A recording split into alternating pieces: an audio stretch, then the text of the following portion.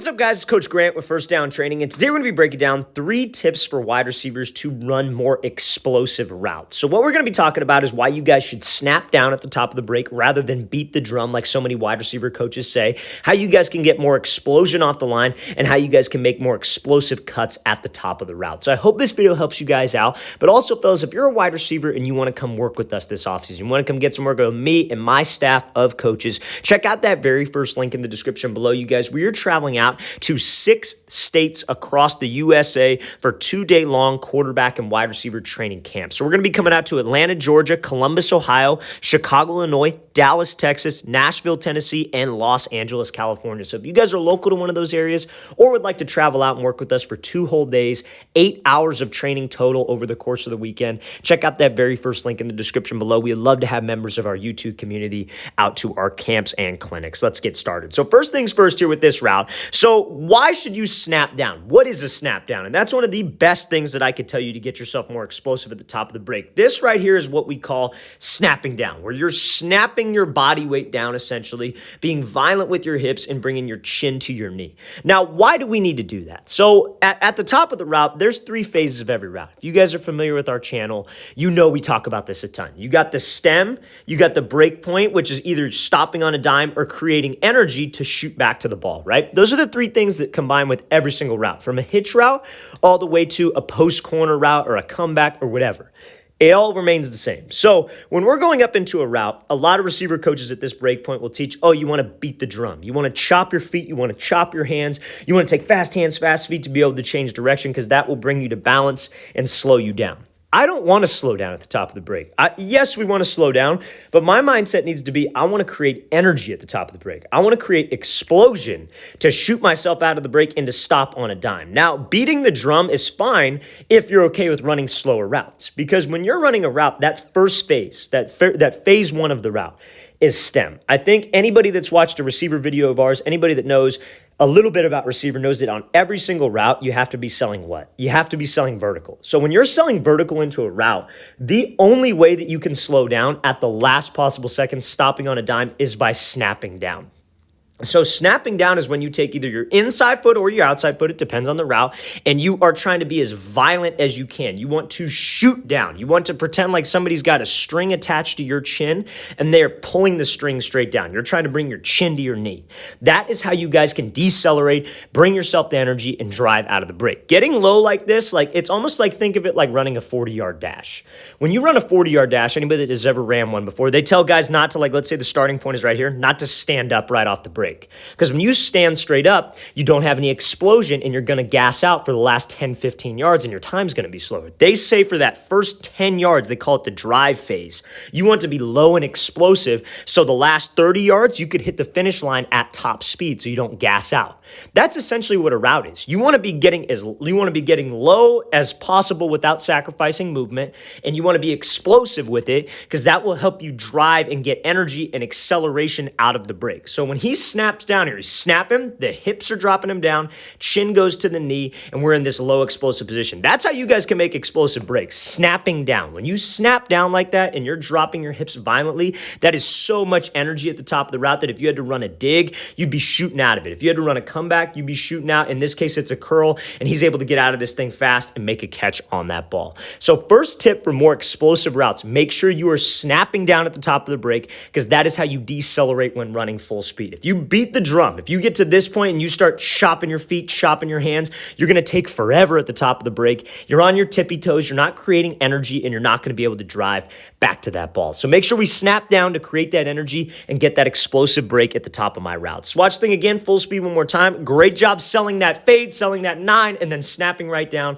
to come back to the ball. So now, second thing we're going to talk about, how do you guys get more explosive releases? And it has a lot to do with your upper half. Now, I know that sounds different. I know a lot of you are used to us talking about the lower half and taking a sudden step, if you will. But when you guys commit to a release with your upper half, it forces your feet to have a little bit more explosion and a little bit more suddenness, right? So what do I mean by that? So we're looking at this release here. This is a slide release from the wide receiver, where essentially you're doing this on a slant route where you like give this hesitation skip to the outside, then you give a crossover move. So you hesitate and then you go left, right. So he goes left, right, gets that DB to bite on the fade, and then runs the slant. So let's play at full speed. So he comes off, he slides, 1-2. And you see how sudden his feet were right there. This goes for any release too, by the way. This does not just have to solely be on the slide release.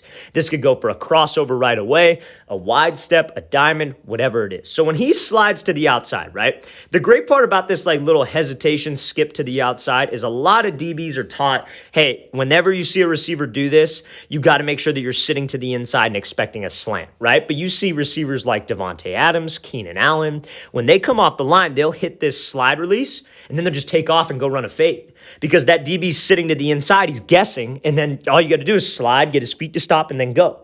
So that's what I mean by, and so this is all going to tie in, I promise, when I say commit your body to the cut because we want to make it look like a fade. And that forces your feet, that forces your legs to have to be sudden, right? So when he slides off the line and he does this inside move right here, that's his first move. Watch what happens when he steps with this outside move trying to sell the fade. Look at his body, right? So you see how his hips and his shoulders are both committed outside.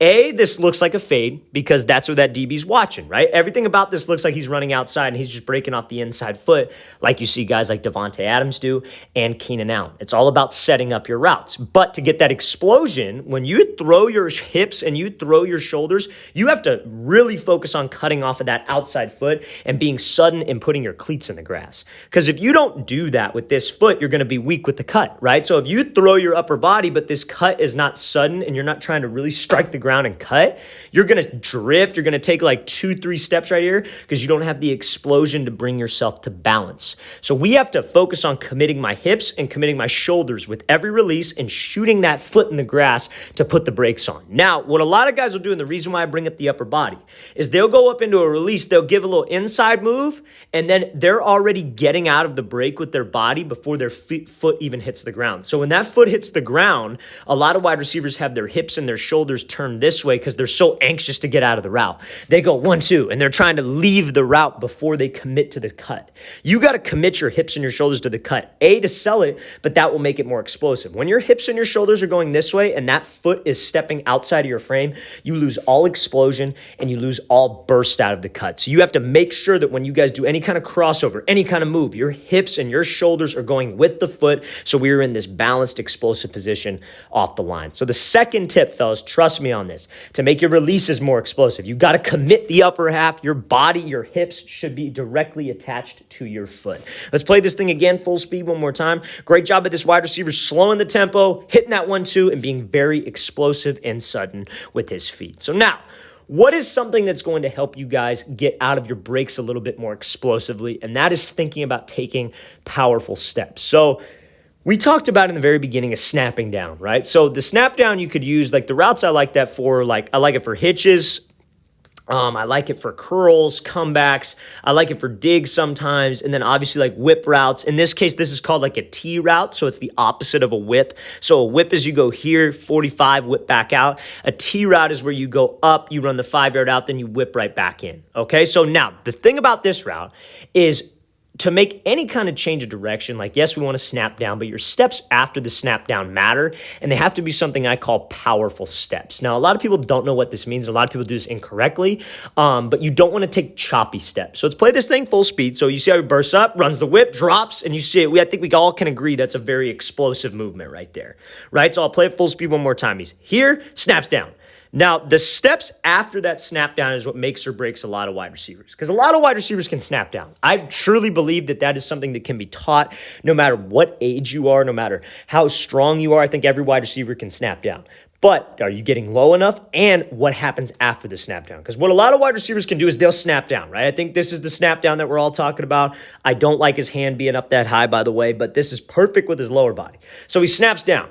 Now, a lot of guys will snap down hard, and then their butt pops up in the air and their pad level pops up in the air. And these steps afterwards are super choppy. Now, in this example, this is great because he snaps down in the second and third step. Snap, 2, 3. Those are explosive steps, and his whole entire, not his whole foot, he's not on his heels, but like that arch ball of his foot is shooting into the grass. He's being powerful with his feet because that's how you eliminate those wasted steps. And when your feet are powerful, you can push off the brake a little bit more. So when he drops into this, he snaps, powerful step, shoots. And you see how he pushes off of that. Because to get more explosion, to get more speed with your brakes, it's not about just snapping down and getting separation. It's about having enough power, enough explosion to keep separation, right? So he's powerful with his steps, snap, pivot, hook, and driving to widen the distance with this DB. So at any break, fellas, you snap down on a comeback, on a curl. After you snap down, the steps have to be powerful. Your mindset needs to be, I'm creating energy with my steps and I'm getting out of it. Now, what a lot of guys will do is they'll snap down and then their butt will pop up, but they still try to be powerful with their feet and they'll step super hard, but they're super high up and they're not in a balanced position. And that's how injuries can happen. So you have to make sure when we take these powerful steps, you see how his butt stays at the same level. He snaps down, his butt stays at the exact same level. His chin stays at his knee. You have to be low to make these kind of steps and to make them powerful, or else they're just a waste of time. And that puts a lot of pressure on your knee, a lot of pressure on your ankle. So make sure we snap down, we get low, we stay low, and we're focused on creating energy with my steps. Let's watch the thing again, full speed one more time. This is a great example of this T route right here, creating energy and then shooting out of this break. All right, fellas, I really want to thank you for watching. I really appreciate it. If you guys have any questions at all, don't hesitate to leave those in the comment section below. We always appreciate the feedback, and we always read every single comment, so we appreciate everything you guys do for the channel. And again, fellas, if you'd like to come out and train with us, we're coming out to 6 different locations this offseason in Atlanta, Columbus, Chicago, Dallas, Nashville, and Los Angeles. Check out that very first link in the description below. I'll see you guys next time.